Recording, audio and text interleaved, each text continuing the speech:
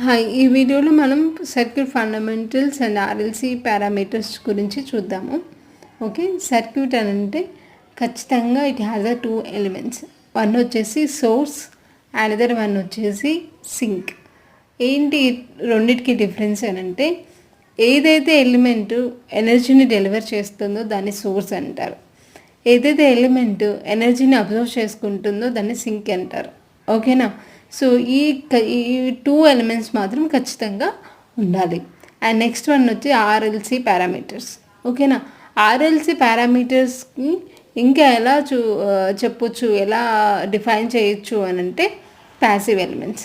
We have the 2 elements, one is the active elements, another one is the passive elements. Okay, so active and ప్యాసివ్కి difference ఏంటి అని అంటే, active వచ్చేసి the which is delivers the energy, okay, which is give out the energy, those called as the active elements and the sources. Passive వచ్చేసి which is dissipates the energy, which is stores the energy, which is absorbs the energy, those components we can call as a passive elements.